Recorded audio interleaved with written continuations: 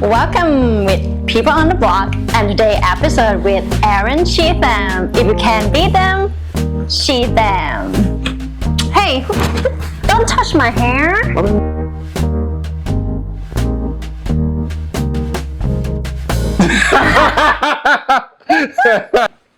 So Aaron, what made you want to become a world stand-up comedy?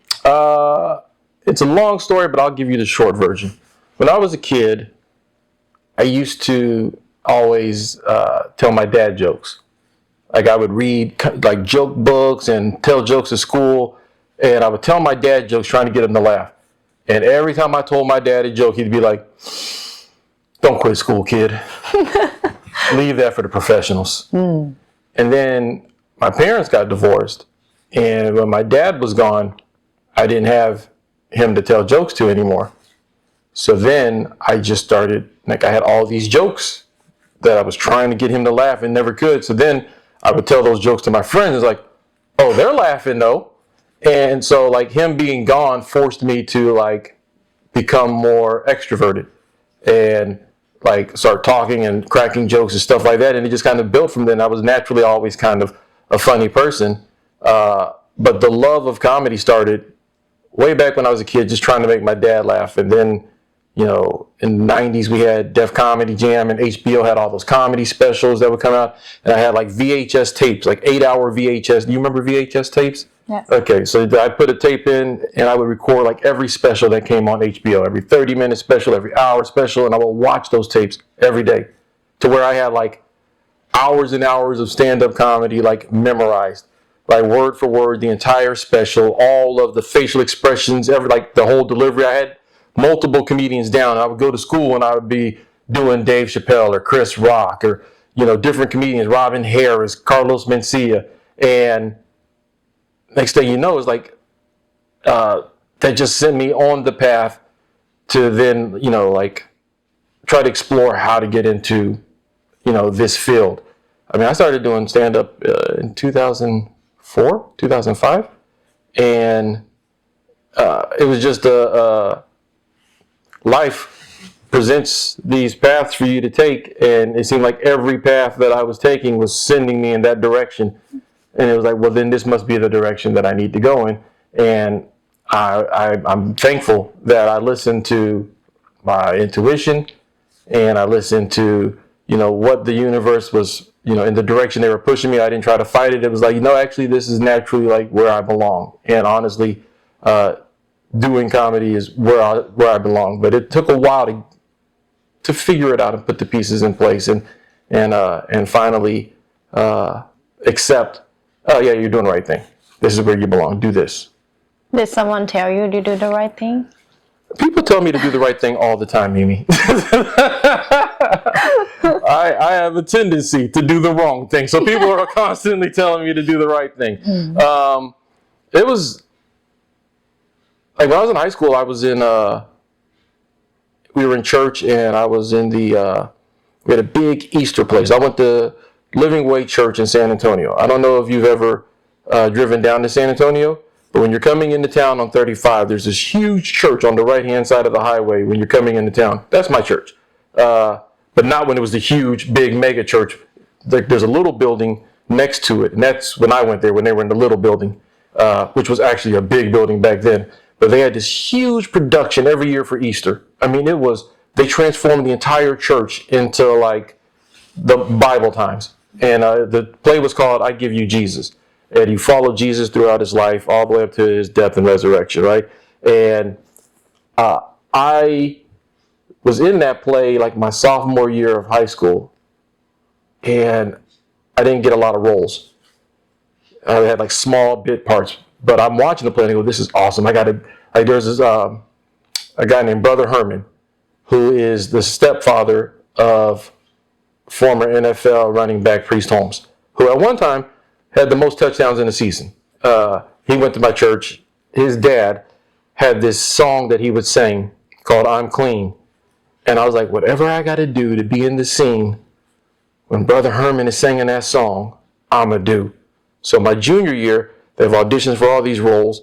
And I got into the scene, and Sister Becky, the director, she was like, y'all aren't doing a good job. We're supposed to be lepers, right? Coming up to Jesus, saying, unclean, unclean. And then he touches us. And then we go, I'm clean. And then we run off, and then Brother Herman sings the song. Well, we were all going to get cut from that scene because she was like, this isn't convincing. You just got touched by Jesus. You're clean. You don't have leprosy no more. You should be more excited. So when she made us go one by one, show me I'm clean. And everybody's like, oh, I'm clean. And I got up there and I rolled around the stage and started grabbing people in the audience. And I was like, I'm clean. And she was like, that is hilarious. You have to do that every time. So then I just like, cool. So then I started in that play. It was like, how many more roles can I get by just being wild? So I just start amping it up. And next thing you know, I'm in like half the play playing like 4 different roles. At one point I'm a demon fighting against Jesus and rapping. Not the main demon, I was the side demon, but I had to dance and stuff, the demon rap. And that's when I started to realize, oh, okay, this entertainment thing, there is a space for me in there. Like I enjoy it. And in high school, I'm saying I see the reaction that I can get and how people feel. When I can give them something that makes them feel good, laughter. Mm-hmm. And so that seed was planted all the way back then. I mean, you combine, telling jokes to my dad, to then being on a stage, doing a huge play in San Antonio every year, where I'm getting the biggest laughs in the play because, no lines were written for me. It was, go up there and you've got 10 seconds to get their attention. And every night getting the biggest reaction, outside of Jesus Rising. I didn't overdo Jesus, okay, but outside of that, I was getting the biggest reactions because it was like, okay, no lines, just go up there and give them energy. I can do that.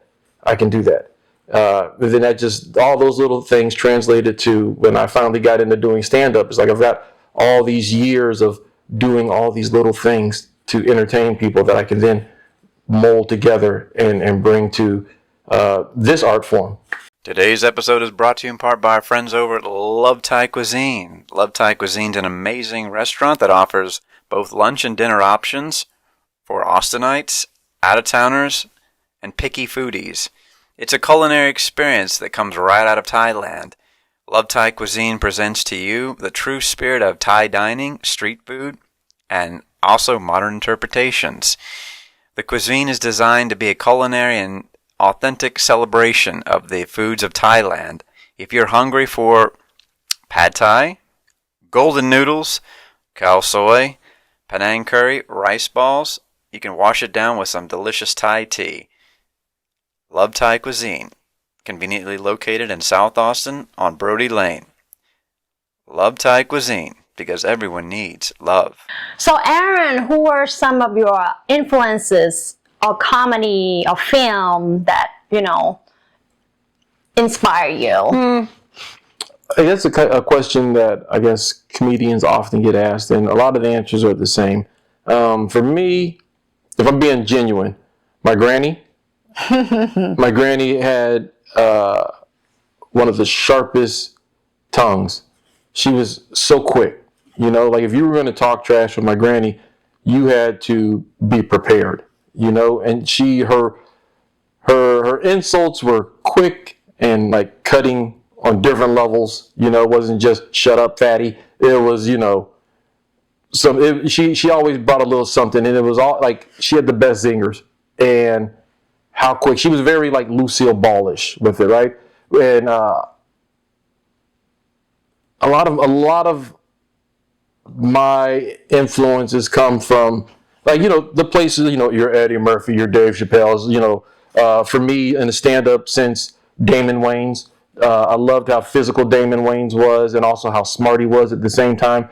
But in reality, like, I grew up watching I Love Lucy and the Dick Van Dyke Show and Mary Tyler Moore. And those comedies are timeless. And I've always wanted to make something that was timeless. And a lot of my influences come from people who made timeless art. Lucille Ball is still funny today. You watch I Love Lucy, that was 70 years ago. But the situations and that they put themselves in and their reaction to those situations are still true today. You know, if somebody talks crazy to you, this is what you do, right? It doesn't matter if it was 1960 or 2025. The reactions are still, you know, the acceptable range of reactions are still the same, right? The funny reaction in 1960 is still a funny reaction in 2025 because we're humans, you know? So there's so many people in art, or so many artists create art for the time that they're in. And especially in comedy, you know, there's a lot of art created for the time that you live in, but that stuff dates pretty quickly. Where 10 years later, you're like, you can't even tell that joke no more. You know, you can't say that anymore. You can't do that anymore. But why is Dick Van Dyke still funny? You know, why is Mary Tyler Moore still funny? There's something there, and those are the things that have influenced me. Is the people that made art that you can view at any time and understand it, and get the full value of it. So those, I think, being honest, it was my family, my granny, my uncle, just the humor that I would hear growing up, my dad, the humor that I would hear just in everyday life, coupled with, you know, timeless, pure art that lasts for forever. So Aaron, what do you do to develop the bits and jokes, and what's the process look like? For me, I'm a storyteller. So, like, I'll be honest with you, I'm not in the lab writing hours every day. I have done that. I used to do that, and trust me, when the creative winds are flowing through me, I'm gone for hours. You know, there's my garage. I go in the garage, and I'll sit there and write, you know, for hours. But that's not an everyday thing for me, because a lot of my material all comes from reality. Yeah, pretty much everything I say on stage is from real life, right? And it's anecdotal. And my process is to try to take something that happened or an idea that I have and present it in a way that the audience can picture themselves in. They may not have ever been in this situation, but they can imagine, if I was in this situation, how would I react? And then I tell them how I reacted, which for the most part is not the way they would react. And that's where the humor comes from. You know what's funny? You ever been drunk and walked through a spider web? That shit's hilarious because you're the only one that knows what the fuck is going on. Everybody else thinks you just leveled up, you're drunk. It's just walking. Y'all feel that? No, there's something on me, get it off! So my process is, in this year, 2025 has been a lot of reforming, retooling for me, as far as, like, you know, my stand-up goes. I mean, after you know, recording the first special, and then now I was like, okay, now I need to come up with all new material. So I've been having to go back into that creative process again, back into it in the depths at which I hadn't been in years. Because for, you know, 2 years, 3 years prior to recording the special, like, I was working that set. I was working that material, and I had it fine-tuned, and I wasn't really doing a lot of new stuff and figuring out how to make it work. Everything new that I wrote in the years leading up to the special, like, already had a place in the set. So anything new, it was like, oh, this new idea I have goes perfect right here. So I don't have to, like, go out there and actually test out this thing on its own merit, because there was already a home for it when it was written. But now it's like I'm coming up with a new narrative from scratch, and now I'm, like, fully engulfed in that process again in a way that I haven't been in years. So like, when you ask that question, it's like, well, shoot, what have I been doing this year? Because I've been feeling it, you know. Because the process is, like, the fact that I've been through it before makes it very beneficial. But there's ups and downs, you know. There's times where you're very high, and there's times where you're very low. You know, just based off of your confidence, and the confidence comes from how confident am I in this material? You know, am I going to have to pull it out and sell every joke and perform, or is the material good enough I can just go up there and say the words and I'm going to get the reaction? So the process is, I take it straight from real life, and then I try to find a way to tell the story I try to find a way to tell the story where it can touch the most people. That's the idea of the process is, all right, now I got to keep doing this thing until I find the best way to tell this story. We've all got stories. I'm sure you've got a story about, you know, tripping, falling, whatever your story might be. And the first time you tell your husband the story, it's kind of just the facts. But then by the time you get to telling your coworkers about the story, you've told it a few times now. And now you know this story, you know how to tell the story to get the effects that you want. That's what comedy is. That's what comedy is. I got to figure out what stories I want to tell and then figure out the best way to tell this story to get the best reaction from it. Yeah, I have that moment. You? Sometimes it fell. Sometimes it just they laugh their ass off. Yeah? You fall? No. Oh, you don't ever fall? It wasn't me. Okay. Was it him? I think so. Okay. Because you have this whole I'm graceful thing about you. So I feel like if you fell, you would float down. You would just... I have that embarrassed moment. You don't fall. I don't fall. No, you glide. Gotcha. Do you believe in the adage that comedian has to have like trauma or something that conflict their life to become a comedian? No. I mean, it helps, but you don't need to. I think that adage, I think that the pain or the hurt that we've experienced in life doesn't make the material better. Whether you're doing comedy, it doesn't make you a better writer, you know, but it doesn't make you a better songwriter, it doesn't make you a better singer. I think that pain and the hurt in your past comes through in your performance. It gives you a place of passion to perform from. But you don't need that to be a great comedian. I think that it definitely helps. And, you know, it goes without saying that so many of the greatest comedians of all time, you know, come from a history with a lot of pain and hurt. But I don't think it's necessary, per se. If you want to be a run-of-the-mill average comic, then yeah, go up there with no trauma and go spew your stuff. But if you want to, like, I think that's where it's like cooking, right? If I cook you a steak with salt and pepper, it's fine. But the pain and the trauma, that's the other seasonings. You know, that hurt is the other seasonings. I can make you a steak with, you know, no seasoning at all. And it'd be a steak, and it'd be good, and you'll get the same nutritional value out of it. That hurt, that pain, that's the stuff that gives you the connection, right? I just think that a lot of times people say that, you know, all the greatest comedy comes from pain. No, not necessarily. The stuff they're talking about isn't pain. You know, sometimes yes, they will talk about their real traumas and stuff. But when Dave Chappelle's telling the joke about his son coming from his balls and now he makes macaroni necklaces, there's no pain in that. You know what I'm saying? But it's a great bit. The pain that his life has been peppered with, the hurt that he's gone through, comes through in how he performs it. That gives him a place of passion to pull from.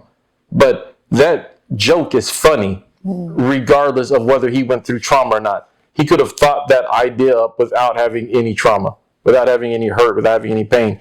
That stuff is just where you, like when I'm on stage, and I always say that the best comedy is when you talk about things you're passionate about passionately. Speaking passionately about things you're passionate about.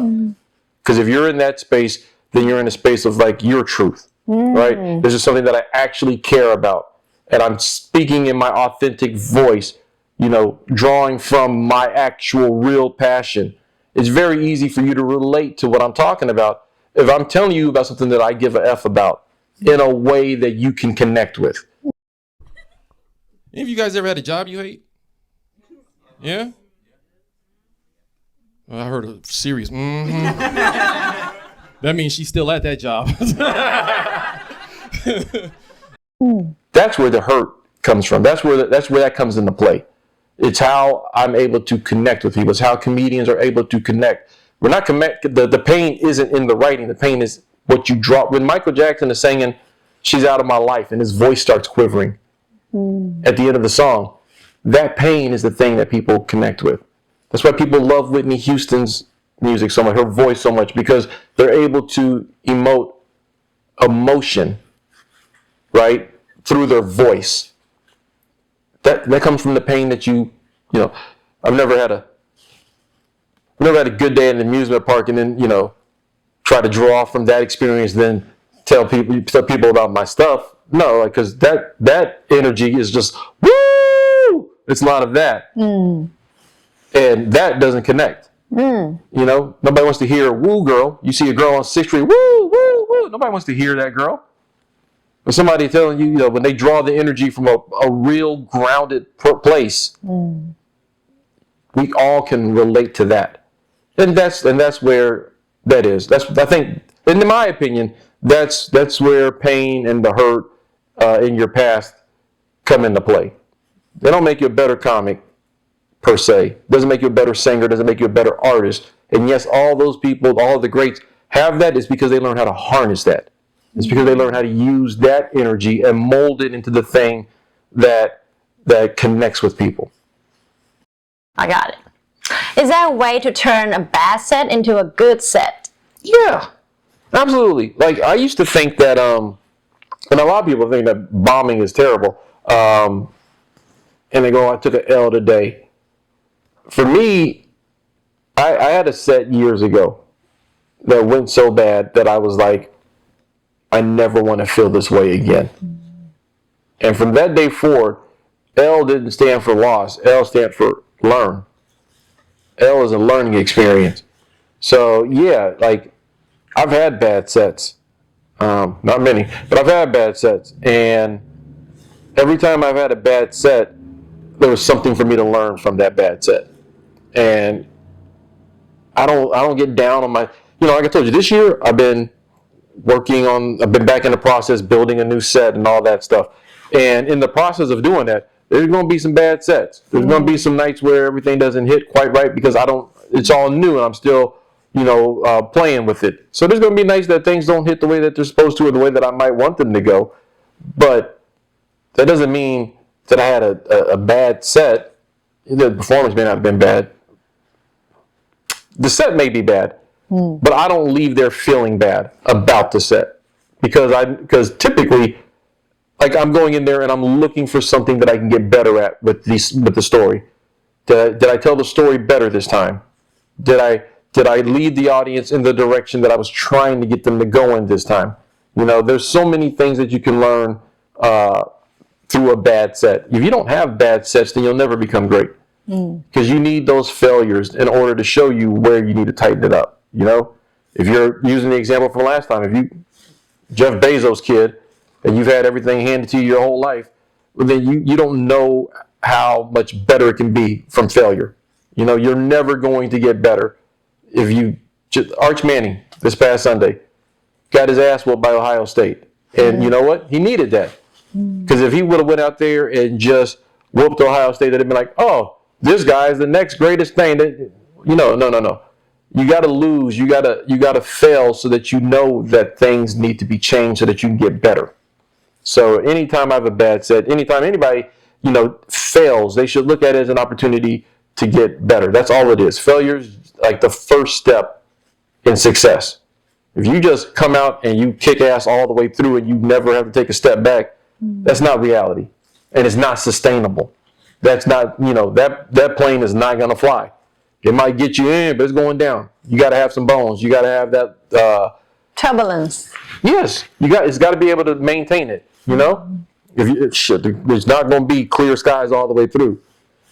And and the only way you can learn how to maneuver through that turbulence is by going through turbulence. So that there are so many people that are unhappy at their jobs now. It's because there's a bunch of little dick motherfuckers trying to make big dick moves, and they're fucking it up for all of us. You know what I'm talking about? Those middle management motherfuckers who ain't never going nowhere. This is the first job they had. Bitch, this is Home Depot. Don't talk to me like that. Fuck you. You know when your boss come up to you and he say some shit and he walk off and you go, little dick motherfucker. Little dick Steve always talking shit. That bitch sending emails out. It's Friday, get your Tupperware out or I'm throwing it. Bitch, you know it's my Tupperware. Come talk to me. Don't send a message to everybody. Here's my thing. This is my thing. I think the bigger the dick, the higher up the corporate ladder you get to go. And we leave all those little dick bastards at the bottom. They don't need to be in charge of shit. You cut grass, clean toilets, shut the fuck up. That's your job. Right? Aaron, where did you cultivate your inner voice? Oh man, the inner voice? All right, I think I have the answer, but elaborate. What do you mean by my inner voice? I would say, how do you design the way you talk, the way your voice in the world? It's easy to be all those other things. It's real hard to be you.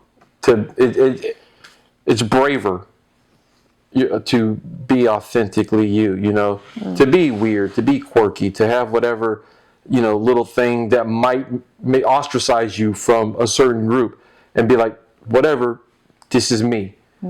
That comes from, years of trying to figure it out. Some people never do. Some people, they just always float through life, being, whatever it is that they think that they're supposed to be, instead of actually being themselves. And for me, I'm still working on it. I'm still working on the voice. I'm still figuring it out. That's the one thing in comedy. They always say, like, once you figure out your voice, you've got it. And I believe that they say it takes 7 years, 5 to 7 years to figure out your voice. And once you figure out your voice, then, that's when you see yourself becoming a better performer and comedian and artist and all that. And yeah, once you get your voice, it is a world of difference. But for me, I've learned that it's not just one voice. That was misleading to think, oh, once you find your voice, then you're going to be great. Well, no. Nobody's the same throughout their life, So, I found my voice for Family Man, and in that performance, for that material, I found the voice for that material. This is how I tell this story, but now I'm telling a different story, so I have to find the voice for this story. If I was to continue using the same voice that I spoke or the same voice from the last one, I don't think that I would be able to grow. And I think it's important that we learn to change our inner dialogue, and allow it to change and go naturally with it. Because if you just keep thinking the same way, then you're stunning yourself. If I keep doing the same type of material or the same type of jokes, there's no growth there, And I'm water, baby. I gotta be fluid. I don't like being stagnant. And for me, it was like I can keep writing down the same vein. I can keep, mining the ore from this same spot over and over again. But it's only for me, that's not fulfilling. We have to. I believe that we should all find a way to be as authentic and as passionate as we can be. Like I said earlier, if you speak passionately about things you're passionate about, you can never be wrong. Because you're speaking your truth. And once you recognize your truth and you're not ashamed or bashful about your truth, then that voice is heard by more people. That amplifies your voice. That's a very long way of saying, Mimi, I don't know. And do you talk to yourself a lot? Do I talk to myself a lot? Yeah, because I'm hilarious. If you could hear the conversations I have with me, They're hilarious. Well, you might not think so, but I do. The stuff going on in between these ears is hilarious. So how did Aaron Cheatham become who he is today? By failing a lot. By failing a whole lot. And by staying true to who I am. I mean, life takes us on all these turns, right? You never know. I stopped doing comedy for 6.5 years. I started in 2004, and from 2004 to 2008, I was on a rocket ship comedy-wise in San Antonio.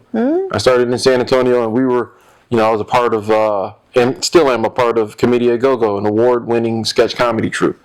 And then I moved to Austin and got a job, and then all of a sudden I wasn't able to perform anymore because of my job. I was working evenings, and people would call, hey, come do this show, and I can't, I gotta work. And then little by little, those phone calls stopped.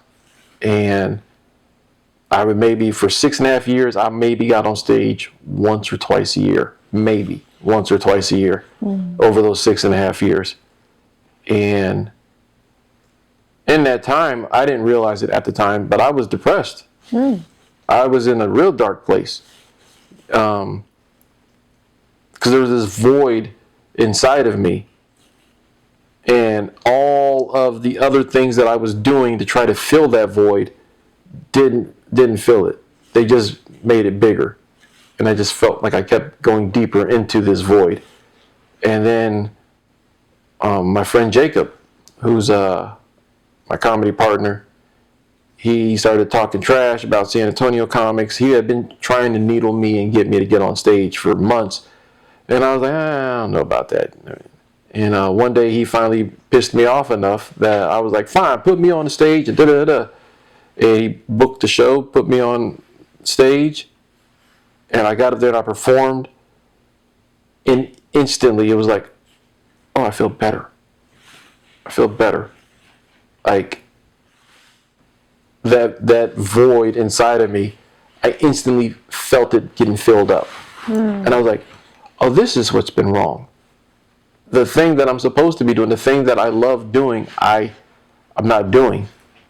And instead of doing it, I started doing other stuff like drinking and hanging out and partying and trying to find other things to fill up that space. When all along it was I just needed to get back on stage. And once I got back on stage, I had a different appreciation for what this art form is and what it gives me and what I give to it. I don't take it lightly. I don't take it for granted because I know what it's like to be without it. And I don't want to go through that again. And so it was like 2014 when I got back on stage. And like I said earlier, there was a show that, there was a couple of shows up in Dallas where I was performing with somebody and I absolutely sucked up the place. And I remember being so furious after the show. And I was like, I'm going to go out. I'm going to buy every comedy book I can find because I want to know what these white boys know so that I can do that shit too, because I'm not going to be out here, feeling like this again. I never wanted to feel that way again. So I did. I went out and I bought books. And then up to that point, I never read any comedy books. I mean, I had plenty of people that I worked with and wrote with that had read the books and all that stuff. But I'm not reading no books. I got this. And, that's where I met that there's that point where natural ability needs actual training, needs some technique. There's actually skills and stuff.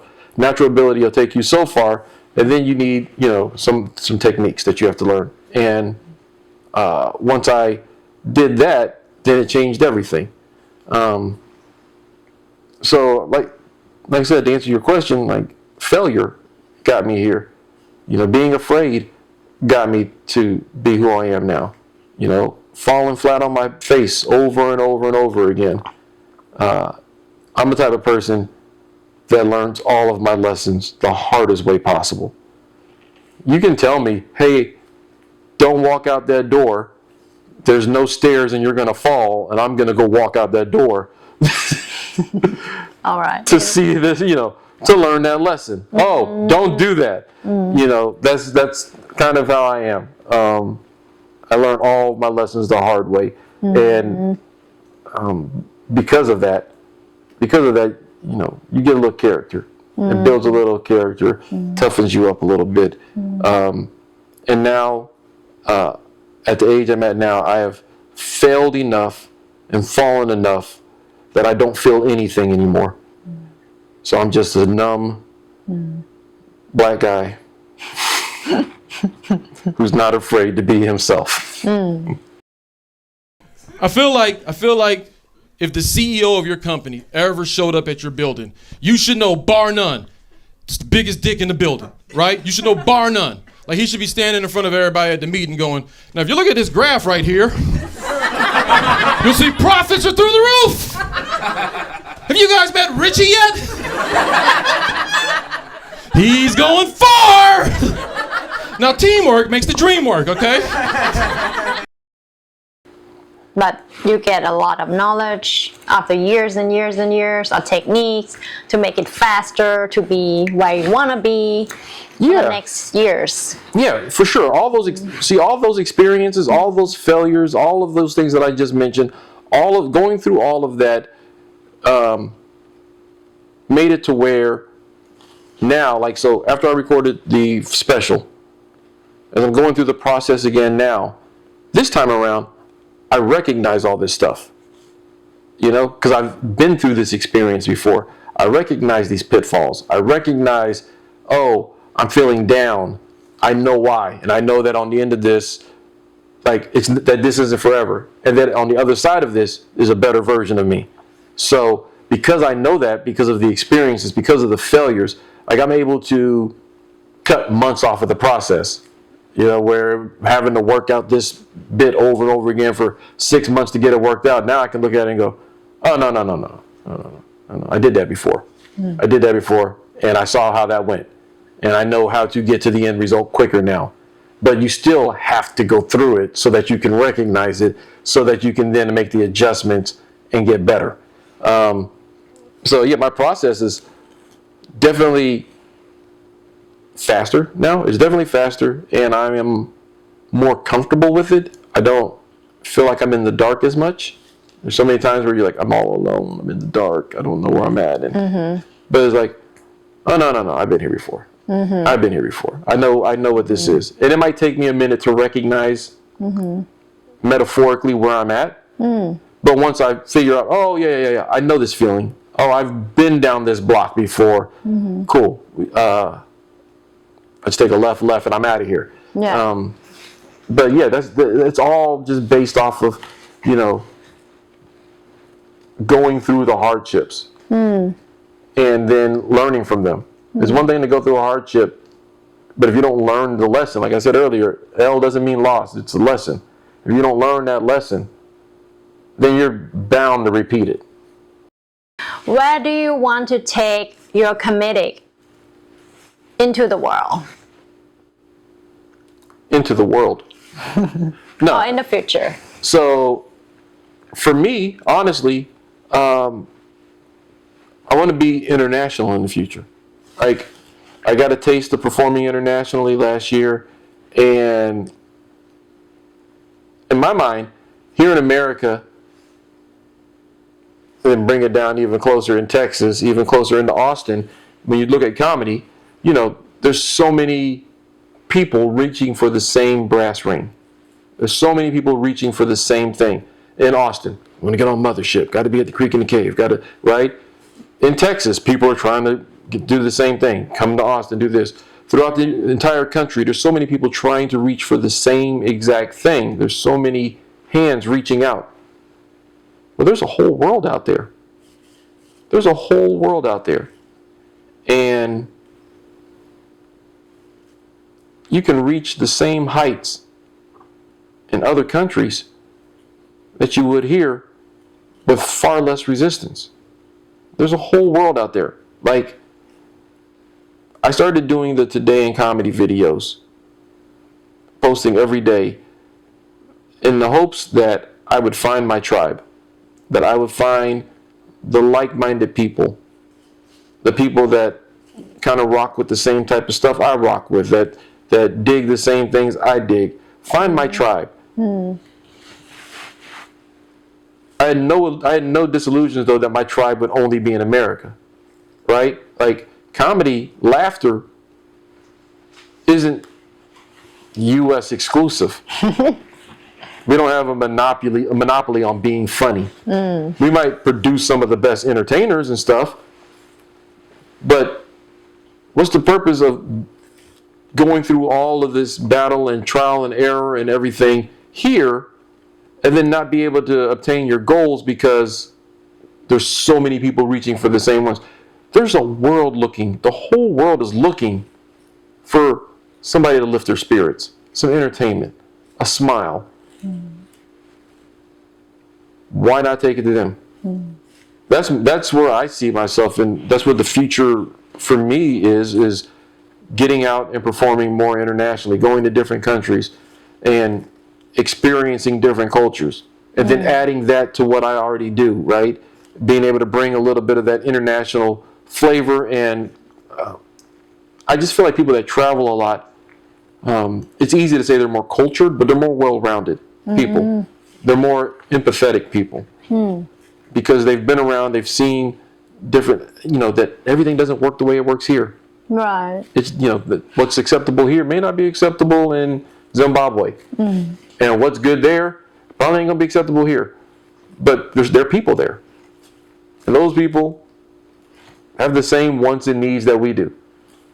So my goal is to get out and, go grab the brass ring somewhere else. I'm not saying I got to be the biggest somewhere, but I don't our gifts shouldn't be limited to one location. If you've got a talent, if you got a gift, share it with the world. And that's what I want to do. I want to share it with the world. Last time you went to Canada? I went to Canada. I went to London last November. And that was amazing. That was eye-opening. Because I hadn't been international since I was a kid. When my mom was in the Air Force, I lived in the Philippines, went to Korea, went to Japan, got to go to all these different places with her, and then we moved to Mississippi. and then I hadn't been international since then. And trust me, Mississippi is the most not international place. That is the most ew place, right? It's like there's nothing cultured about Mississippi. So being going from, I'm in Osan and I'm in Okinawa, I'm in Manila, I'm in Mount Baguio, now I'm in Biloxi. And then I never got to go back out and experience again as an adult. When I got to get out last year and I went to Canada and when I went to London, I was kicking myself because I was like, I should have did this 20 years ago. I should have got out and did this. I think living here, it seems like, for a lot of us, it seems impossible to be able to travel international and experience different things. Because I got to go to work. I got to, I'm living check to check. It's the thought of being able to go out and experience the world seems completely impossible and improbable to be able to do that. And then once I did, it was just like, oh, this wasn't nearly as bad as I thought it was. Not that I was afraid or anything, it just seemed like something that wouldn't happen. And then when we made it happen, it was like, I have to get back. I have to go more places. And when I went there, it was like to know that my material, my stories that I told here in Austin and around the country, I get over there and I'm telling the same stories and I get the same response. It's like, oh, okay, so then we found something here. This isn't regional humor. This is just good across the board humor, where even in another country, they find the same thing that I'm finding funny. And You know, when you experience that, when you're like, oh, okay, my art translates universally. Maybe not, you know, maybe not the words. You know, there's some words that don't mean the same thing in London as they do here, and you get into other countries, there's going to be a lot of communication barriers and stuff. But on the base level, people are people.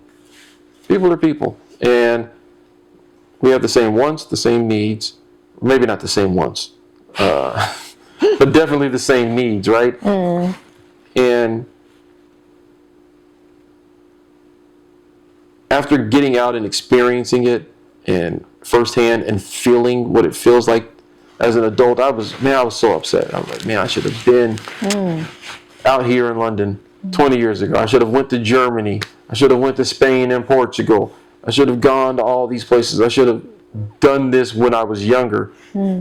And just, you know, immediately I was like, imagine the person I would have been if I would have got out and experienced this. And, you know, most people in America don't leave their home state. You know, I think it's like 60% of Americans don't travel further than like 50 miles from their home as far as living. Like, they may go on vacation to Disney in Florida or California or whatever, but the world that they know is all within, you know. Right here. Yeah, that's all they know.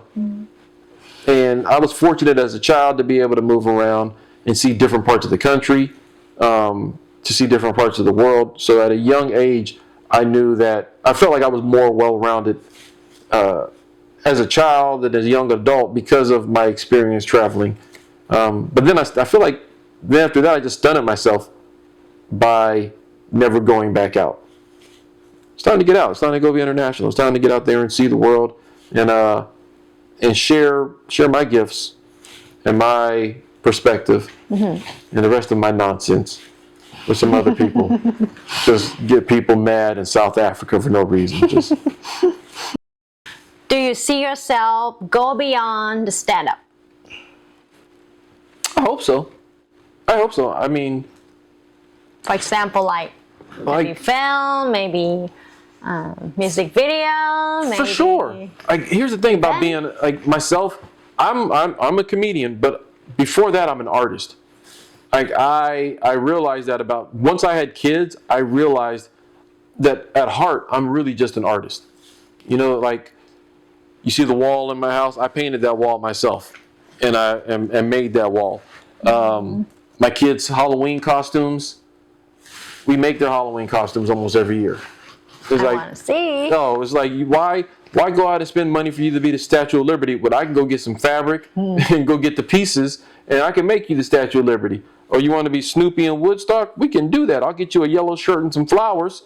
Put them in your hair. You're Woodstock. I get you so it's like upstairs in my son's room. He's got shelves in his room. I did that myself. I'm not a handyman. And if you ask me to do like, you know, handyman stuff around the house, we'll see. I'll do it, but we'll see. But if you ask me to make something out of art, I can do that. The shelves in my son's room, that was an artistic inspiration on how to get stuff off his floor. I need to do this, and then it was like, and this is, you know, go to Home Depot, get this thing, that thing, and I'll put these together, I'll sand them down, paint it, do all that stuff. They've got coat racks in their rooms that we made ourselves, and I let them paint on them and everything. Like we do anything creative and stuff like that, I'm down for. So would I like to branch out outside of stand-up? Of course, because there's more than one way to express yourself. You know, comedy is one form of expression. Acting is another. I've got some experience doing some acting, and I would love to do more of it. Music. I mean, I was a musician when I was a kid. Played 3 instruments. You play? Yeah. So it was like, I'm a creator. I love being in the creative process. I love being around creative energy and creative people. And whichever way the creative energy pulls, I'm down with, you know? I mean, the natural instinct is, you go from comedy to doing movies or TV. Well, shit, the natural instinct might be for me to go from doing comedy to painting. I can't draw, but I can paint a little bit. I mean, I can put some colors together real fly. You never know. It might be painting or doing art, or it could be music, or it could be, I mean, hell, I did the backsplash in my kitchen. I had never done no backsplash in my life before. But it was like artistically, if you're open and you're letting that energy flow through you, you can go in a number of directions. So yeah, I would love to do other things outside of stand-up. And I'm open to whichever way the universe wants to go. I'm down. Gotcha. And another question is, just changing to skits or singing to one-man shows only is necessary? You said no. No. I mean, but there's a thing. Even in comedy, there's so many different forms of comedy, whether it be stand-up, sketch, improv, musical comedy. There's so many different ways to do it. That for me, I've always enjoyed doing multiple things at once. That's part of why the Today in Comedy videos are important to me right now, because it gives me another avenue of creation. Just doing stand-up can get stagnant or stale. When I first started off, like I told you, I was doing stand-up, but I was also in a sketch comedy troupe. So I was always around creative energy, always, finding different ways to do the art. So sometimes it was just me on stage by myself telling jokes. Other times I'm on there with, my friends, a whole cast and crew, with videos and audio and, lighting and all that, but like creating silly plays, like the Kung Fu musical, which was the Wizard of Oz, but like a Kung Fu version. And we did like 4 or 5 shows of that over Fiesta weekend a long time ago. But it was always finding different creative, artistic ways to express the humor. So it doesn't always have to be stand-up. Stand-up is dope, but whether it's sketch, whether it's videos, whether it's memes, movies, whatever, there's so many avenues that you can take. Writing, like I love writing. There's so many avenues that you can take to be in that flow. And I'm down with I'm open to all that. I feel like you have to be a vessel that can be the energy can flow through. And if your vessel is clogged up with stress and hurt and trauma and all of that stuff, you're restricting the amount of energy and how the energy can flow through you, right? You're manipulating the energy to where it's like, oh, it can only come out as this one thing. But if your vessel it doesn't have to be perfectly squeaky clean, but if it's clean and clear for energy to flow through, the world is your oyster. You can, as long as you are a vessel that's open to the transfer of energy, because that's what art is. There's a transfer of energy between. If I'm on stage, it's a conversation through a transfer of energy between myself and an audience. Like we may not be speaking like you and I are right now, but the audience is talking to me with their energy, and I'm giving them energy back. And if your vessel is cluttered with BS, then that energy, you can't receive it. It can't work through you, and you can't process it and give it back out. The same. You give, something, you may not give them anything good at all, right? Or you might just keep the energy for yourself because there's no way for you to get it back out because you're so clogged up. With a close like this, I don't want to say anything. I just yes. I don't want to say anything else. Right. It's just yes and no. Yes. So it's there's so many different ways to do this, to do comedy, to do art, and you have to be open to learning new techniques, learning new skills, learning new crafts, and continuing to evolve. That's where I'm at now. How did I get to where I am right now? By evolving. And I've never been married to just one thing. This is me and this is what I do. No, because things change. So you have to be able to pivot, evolve, and move along with it. I never thought I would be a type of person that would post on social media every day. That was never my thing. I don't like social media like that. Never thought I'd be out here making posts every day. But here we are, 250 days in, consecutive. Oh my, congratulations. Of posting. Congratulations. Thank you. So, You're very commitment. yeah. And then it's like at the end of the year, because I'm doing it for a year, it's like, well, after that year, what am I going to do? Am I going to keep doing it? Or am I going to like take, I don't know. I don't know. But I know that by doing Today in Comedy, it has opened up my vessel for more energy to flow through. And by becoming more creative with how I shoot those videos or what I do in those videos or learning new editing techniques and stuff like that, doing those videos, because I have that energy flowing, that allows me to be doing stand-up and go, oh, I hadn't thought of that before. Or this idea that I've been stuck on for months. All of a sudden, here comes the answer of how to do that. Oh, okay, it's because I've got energy flowing through me. You know, is having that creative energy there and not just letting it sit stagnant, not just blocking it off, is allowing it to flow through. And, you know, just because you're working on one thing doesn't mean that that's not going to affect something else you're working on. Mm-hmm. And they work in tandem. When I did sketch, the energy that from doing sketch affected my stand-up. I was a better stand-up because I was also having this other outlet to perform and let out that energy.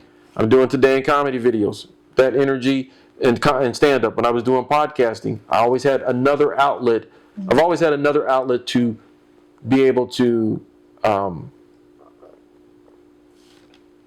that transfer of energy. You know, another outlet to be able to, you know, this isn't stuff that's stand-up, but there's still stuff that needs to come out of me. And then by doing that, that opens me up for my stand-up stuff. Like, oh, now I'm flowing. I got the juice right now, baby. And then I can let that flow over here. And then sometimes this manipulates that, or they work together. So the better I feel, the higher my confidence gets because I'm doing this thing over here. Well, guess what? I'm going to feel more confident when I'm doing this one over here too. Alright guys, thank you for watching until the end of the episode People on the Block with Aaron Cheatham. And he has something to plug in for you. Yeah guys, if you want to see more of me, you can find me on all social media platforms at _Aaron Cheatham. And please check out my daily video series Today in Comedy. Drop videos every single day on 6 different platforms. So I'm sure a platform that's a favorite of yours you can find me on at _Aaron Cheatham. And last but not least, if you can, last but not least, if you can beat them, cheat them. Peace.